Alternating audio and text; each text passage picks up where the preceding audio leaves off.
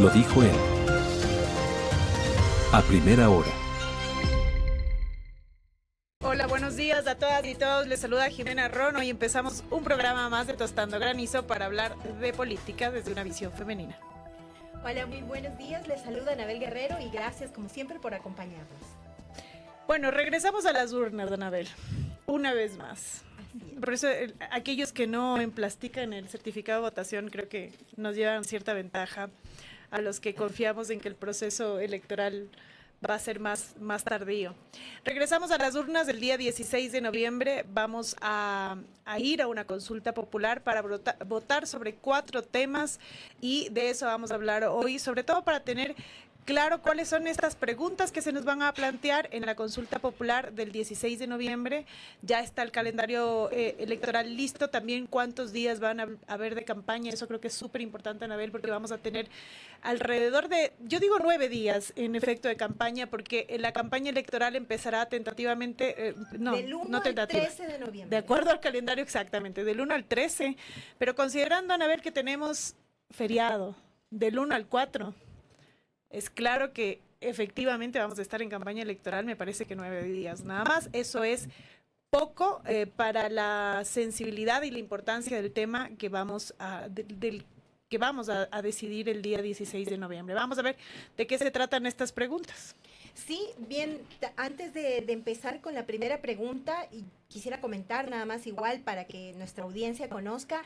Antes de la jornada general se van a realizar 2 votaciones. El 13 de noviembre será para las personas privadas de la libertad sin sentencia ejecutoriada y el 14 de noviembre para las personas con discapacidad severa registradas en el programa Voto en Casa. Creo que esto es importante que conozca la ciudadanía porque precisamente esto permite pues a estos grupos también expresar su voluntad, ¿no? Obviamente es conocido, pero igual, ¿no? El voto es obligatorio entre los 18 y 65 años y facultativo en adolescentes de 16 y 17 años y personas mayores de 65 años. Bien, yo creo que comenzamos con la primera pregunta. ¿Te parece si le doy lectura, Jime, y luego comentamos, de ¿no? acuerdo. La primera pregunta de referéndum, ¿no? Porque estamos frente a un referéndum y consulta popular. Pregunta, ¿está usted de acuerdo con que se elimine la prohibición de establecer bases militares extranjeras o instalaciones extranjeras con propósitos militares y de ceder bases militares nacionales a fuerzas armadas o de seguridad extranjeras, reformando parcialmente la Constitución de conformidad con el anexo a la pregunta? Correcto, esta pregunta que bien ha señalado Anabel es una pregunta de referéndum y no de consulta. ¿Y cuál es la diferencia entre el referéndum y la consulta? Los dos son 2 procesos democráticos, pero el referéndum nos pregunta o nos cuestiona, digamos, a la ciudadanía respecto de la modificación legal. Cuando hay una modificación de un cuerpo normativo, estamos frente a una consulta, a un referéndum, en este caso un referéndum constitucional, y cuando se nos pregunta un tema general que no está directamente relacionado con una disposición normativa, entonces estamos frente a una consulta. Esta es una pregunta de referéndum. El artículo 5 de la Constitución establece actualmente el Ecuador es un territorio de paz, no se permitirá el establecimiento de bases militares extranjeras ni de instalaciones extranjeras con propósitos militares. Esta prohibición se estableció en la Constitución del 2008, Anabel, sobre todo porque se planteaba que las bases militares podían poner en riesgo el tema de la soberanía, ¿no? Sí, definitivamente aquí hay un tema de soberanía, pero claro, sería importante un poco hablar del contexto en el que se presenta esta pregunta, ¿no? Evidentemente el país vive un tema de una crisis de inseguridad muy compleja y en ese ámbito, digamos, el plantear esta pregunta implica que la ciudadanía la vea como quizás una medida que puede coadyuvar a enfrentar estos momentos tan difíciles que vivimos. Sin embargo, yo creo, y eso desde un punto de vista totalmente personal, creo que en Latinoamérica la historia nos ha enseñado que la presencia militar extranjera no siempre ha significado seguridad y más bien como que nos ha llevado a escenarios de dependencia. Pero sobre todo, yo creo que hay un tema frente a esta pregunta que sí hay que analizar, ¿no? ¿Cómo está la situación geopolítica actual? El tema de Estados Unidos, las confrontaciones que hay el tema OTAN, hay el tema BRICS, hay una serie de situaciones que también implican que como país y como ciudadanos hagamos, tengamos el conocimiento de qué consecuencias puede tener precisamente esto, ¿no? Yo concuerdo, es un tema de geopolítica sobre todo, ¿no? Pero que claro, habrá que analizar en el contexto de la delincuencia, del auge delincuencial. Vamos a la segunda pregunta. Ahí Anabel tiene la segunda. Permíteme, yo la leo y te la pongo enseguida. Para que Anabel nos la comente.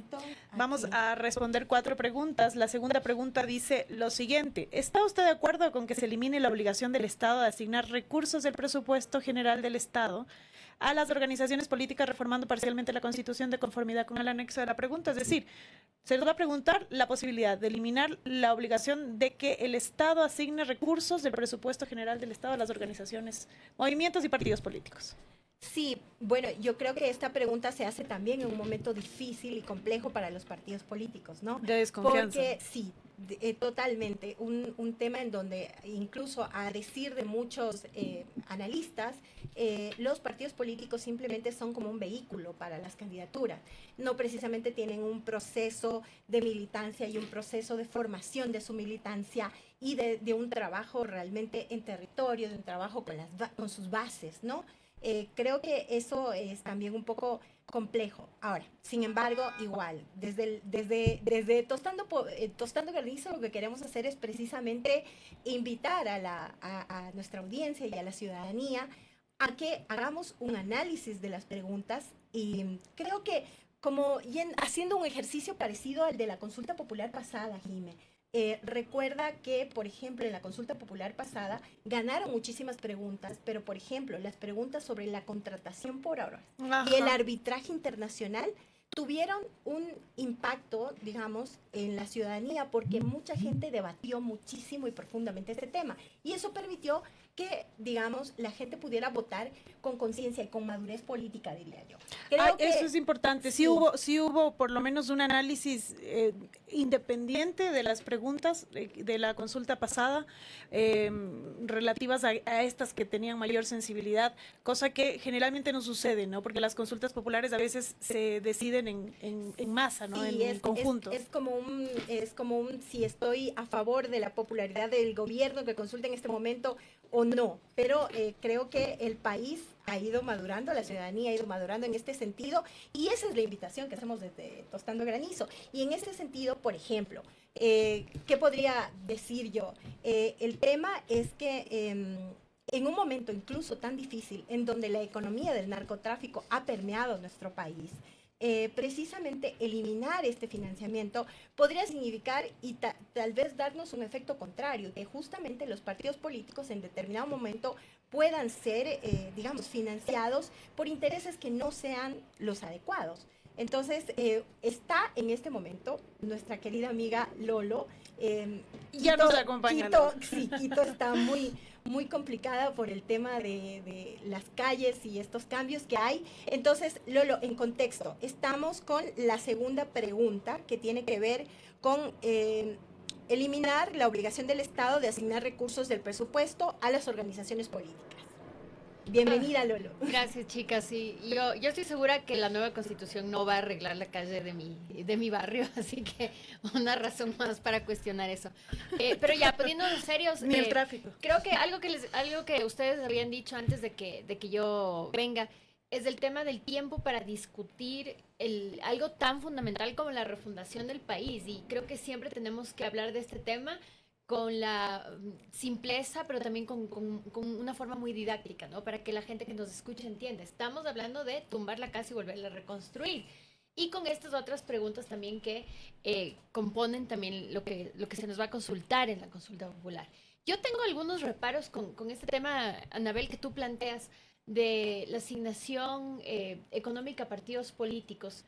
Porque creo que si bien, y yo he sido muy crítica de esto, ciertos recursos no se han asignado bien, no se han gastado bien. Por ejemplo, sabemos que los partidos han tenido ciertos fondos que, por ejemplo, es para fortalecimiento de la gente dentro de los partidos que no se gasta, etcétera. Todo esto yo creo que valía la pena cuestionarlo y hacer modificaciones legales para que estos recursos sean eficientes. Yo estoy de acuerdo con esto.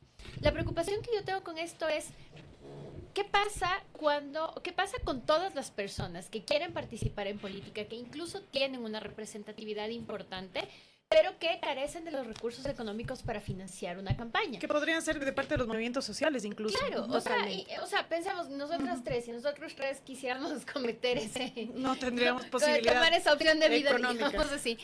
Nosotros no tendríamos, entonces la preocupación que yo tengo es esto para mí inevitablemente te lleva por uno de dos caminos. O ciertos sectores de la sociedad terminan excluidos de la participación política, los sectores más desfavorecidos, los sectores que tienen más discriminación, o quizás por participar, esas campañas podrían verse financiadas por economías ilícitas, porque esto pasa en otros países, no tenemos por qué creer que eventualmente no va a pasar acá, si es que no ha pasado ya aún. Entonces, lejos de garantizar una contienda que sea justa, que sea equitativa, mi preocupación es en el contexto que vivimos ahora. Me parece a mí que esto podría ser más bien la puerta abierta para que a manos llenas el narco entre a financiar la política, y eso es gravísimo. Y si es que no, obviamente excluir a un sector tan importante porque no tiene los recursos del derecho fundamental de participar en la vida pública del país es algo que creo yo que es inaceptable, más allá de los errores múltiples, varios que han cometido los partidos a la hora de gestionar esos fondos. Es un riesgo sin duda alguna. Jimena, ¿te parece si leo la tercera solamente pregunta? quería yo decir que acá Santiago David nos pone en el chat que si llega a darse constituyente, Lolo Miño debe ser candidata sí o sí, así que Lolo ya estás ahí con un primer voto. Bueno, ahora sí hagamos vaca entonces. Ya, chicas, paso a leer la tercera pregunta y algo que queríamos y comentábamos las tres es que, digamos, este es un primer programa, un primer acercamiento hacia el tema de la consulta popular. La idea es ir profundizando incluso pregunta por pregunta. Habrá que desmenuzar más. Es un abrebocas, sí. Ok, tercera pregunta. ¿Está usted de acuerdo con reducir el número de asambleístas y que se los elija de acuerdo con los siguientes criterios? 10 asambleístas nacionales, un asambleísta elegido por cada provincia y un asambleísta provincial adicional por cada 400,000 habitantes, de acuerdo al último censo nacional. Esta pregunta es una pregunta que tiene bastante atractivo, diría yo, no sé, popularidad, si se quiere, ¿no? Hay un grupo de la población que está muy de acuerdo con esta pregunta, sobre la base incluso de temas económicos, del gasto que pueden implicar los asambleístas. Ahí yo debo decir, discrepo un poco porque hay que ser clarísimos en esto. La Asamblea Nacional es la función del Estado que menos gasta, ¿no? El resto de funciones del Estado gastan más, así que si es por un tema económico, no va por ahí. Creo que por un tema de calidad podría hacerse un análisis más sesudo de esta pregunta, porque claramente la calidad de los asambleístas sí ha sido cuestionada, y en esa medida creo que podríamos debatir la posibilidad de mejorar la Asamblea Nacional. No sé si reduciendo el número de asambleístas sea la respuesta a mejorar la calidad.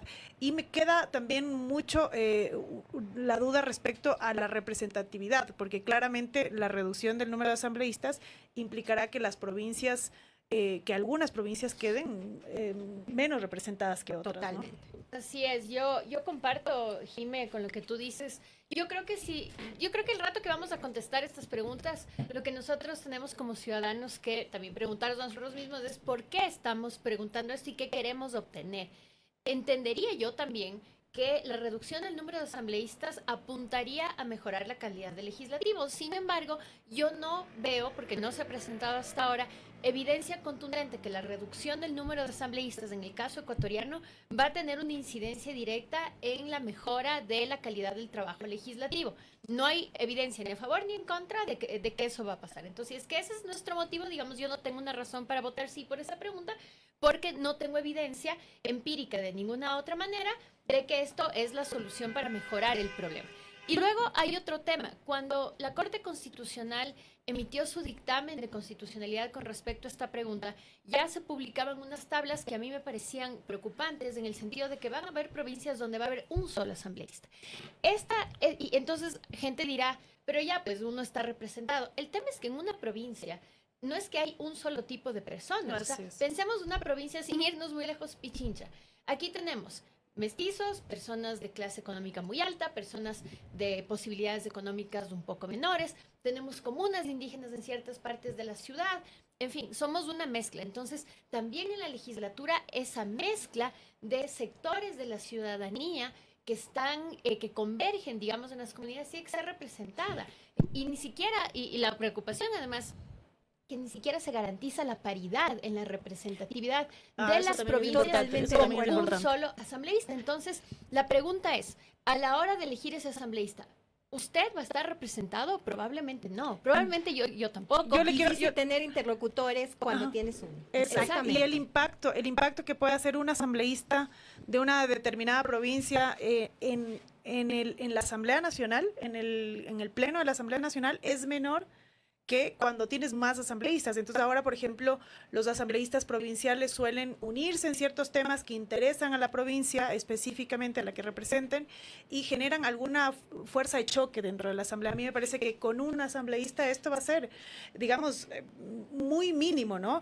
O de alguna manera casi nulo en el tema del impacto dentro de la asamblea. Tomando en cuenta que ya tenemos un método que beneficia a los partidos políticos grandes, y que además de una u otra forma lo que implica la reducción va a ser igual concentrar poder en partidos políticos mayoritarios y coincido con Lolo en que va a haber una exclusión de voces territoriales minoritarias y el tema de la representación paritaria e incluso de los pueblos y nacionalidades, definitivamente. Vamos a la siguiente pregunta. Vamos a la siguiente pregunta. Le voy a poner la pregunta a Jime para que le pueda dar lectura. Que ya es la cuarta, sí. Es la cuarta pregunta. Que es la cuarta y más importante. Exacto, como han dicho ustedes, la más importante. Que es la cuarta y por lo menos más impactante, ¿no? ¿Está usted de acuerdo con que se convoque e instale una asamblea constituyente cuyos representantes sean elegidos por el pueblo ecuatoriano de acuerdo con las reglas electorales previstas en el Estatuto Constituyente Adjunto para elaborar una nueva Constitución de la República, la cual entrará en vigencia únicamente si es aprobada posteriormente por las y los ecuatorianos en referéndum?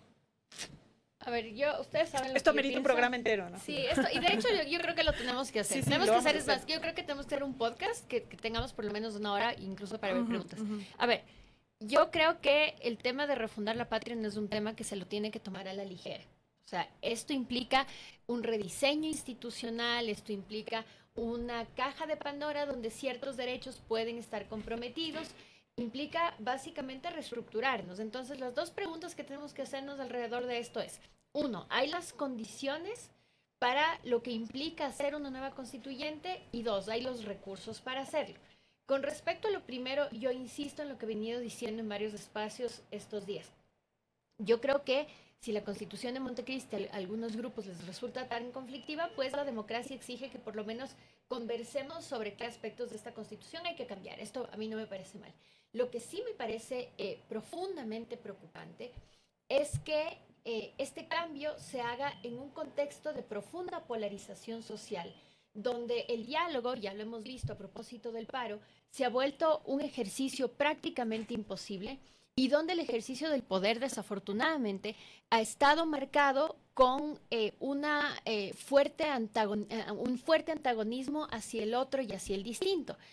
Varios autores de doctrina constitucional siempre hablan de los momentos constitucionales como estas etapas en la vida de un país donde convergen ciertas condiciones para hacer estos cambios radicales constitucionales. Que en este momento que podía ser 98, por ejemplo, digamos, todos estamos de acuerdo, incluso 2008, no solo 98, sino 2008, cuando se logró que en una misma mesa se sienten diferentes fuerzas políticas. Yo no sé, queridos radioescuchas, creen que este sea el momento adecuado, y si ven ustedes posible, por ejemplo, ver a un representante de la CONAIE sentado con alguien de ADN, cuando hace menos de una semana un ministro de gobierno sugería en medios de televisión que el atentado con bomba en Guayaquil era atribuible a los indígenas manifestantes. Estamos muy fracturados como Estamos sociedad, muy fracturados, pero no ocasionalmente. El término terrorista es adjudicado a casi todas las personas que están en protesta social y que no necesariamente es así. Yo suelo decir que la Constitución, y porque eso hay que recordarlo, la Constitución es un acuerdo, ¿no? Es un contrato entre iguales, es digamos un convenio en el que ponemos las reglas del juego del país. a través de este proceso que se denomina Asamblea Constituyente. Un acuerdo, yo coincido absolutamente en este momento de polarización, en este momento en el que estamos divididos entre quienes son amigos y quienes son enemigos, y enemigos son básicamente el que piensa lo contrario a lo que yo pienso. Eso creo que hace muy difícil un acuerdo nacional para llegar a una constitución. De todas maneras, la ciudadanía tomará la decisión a través de las urnas, pero es necesario, me parece, hacer un poco este trabajo introspectivo para tener certeza de si realmente estamos, como dice Lolo, con las condiciones adecuadas para redactar una nueva constitución. Sí, yo en eso coincido con las dos. Creo que, por ejemplo, un ejemplo de lo que podría darse en la constituyente quizás son las 5 leyes económicas urgentes que se han debatido en la Asamblea Nacional sin deliberación democrática, con realmente leyes que, por ejemplo, la de integridad pública, que recibió decenas de demandas de inconstitucionalidad, una inconformidad de parte de diversas organizaciones sociales y de un grupo realmente mayoritario de la población respecto de sus efectos, ¿no? Y de lo compleja que era esa ley. Entonces, eso sí preocupa, porque si la Asamblea Nacional, con una mayoría de ADN en este momento, ha tramitado de esa manera leyes sumamente importantes, dándoles el carácter de económica urgente, cuando no siempre han tenido el carácter de económica urgente, sin unidad de materia, incluso, que también ha sido eso muy cuestionado, sí preocupa. Lo que ustedes dicen, el hecho que pueda haber deliberación democrática, que pueda haber acuerdos, que nos podamos sentar en la mesa a debatir lo que significa el nuevo marco constitucional, nuestras nuevas reglas de juego, por decirlo de alguna manera. Y yo solo quiero, con esto concluyo, además comentar, ¿no?, que todo el proceso de una asamblea constituyente podría costarle al país $200 millones. Y además, lo que no es la primera vez que comentamos aquí, en algún momento tuvimos un programa sobre este tema y hablábamos de lo que significa los 3 llamados a las urnas, ¿no? Eso es un tema también bastante complejo e implica que la población esté todo el tiempo acudiendo a las urnas en un periodo muy corto, ¿no? Sí, y justo ayer algunos representantes de cámaras y de gremios empresariales ya advertían, y se ha advertido también en otros espacios como esto, que quizás terminaría siendo perjudicial para el país someter al país, que ya ha estado desde 2022 o 2023 en sucesivos procesos electorales, a un proceso electoral más que ralentiza la economía, que genera un clima de incertidumbre que es totalmente desfavorable para la inversión local e inversión extranjera. Y de hecho ya varios colegas en espacios similares han dicho: yo no creo que es conveniente, creo que el presidente debería reconsiderar la idea de convocar en este contexto y de esta manera a la constituyente. Y yo creo que tengo que un poco estar de acuerdo con ellos, ¿no? La constituyente, a lo que vamos a ir el 16, porque creo que mucha gente no entiende esto. Después del 16 no es que vamos a tener una nueva constitución, recién vamos a entrar a un proceso eleccionario adicional donde se tendrá que elegir asambleístas constituyentes bajo condiciones que todavía no entendemos bien, y luego tendremos que aprobar el nuevo texto constitucional. Entonces, será una carrera larga, pero creo que con responsabilidad la pregunta que tenemos que hacernos es si esto es lo mejor para el país y si este es el contexto adecuado para hacerlo, porque ya saben que las cosas que empiezan mal se acaban mal, y esa no sería la idea de algo tan importante como esto. Pero como bien se ha señalado, vamos a tener programas en el que vamos a desmenuzar un poco más cada una de estas preguntas a fin de, tenemos, digamos, estos 13 días de campaña electoral, a fin de que ustedes vayan informados y todos vayamos informados a este importante proceso electoral. Con conciencia. Nos vamos a despedir aquí, les quedamos debiendo el granizo tostado. El granizo quemado, perdón. Yo tenía ahí una idea de lo que pasó con Nicolás Sarkozy, pero ya lo comentaremos más adelante. Les enviamos un fuerte abrazo. Se despide ustedes, Jimena Ron. Se despide de ustedes, Anabel Guerrero. Y María Dolores Miño, siempre agradecida por su compañía. Primera plana. Todas las noticias, todas las voces.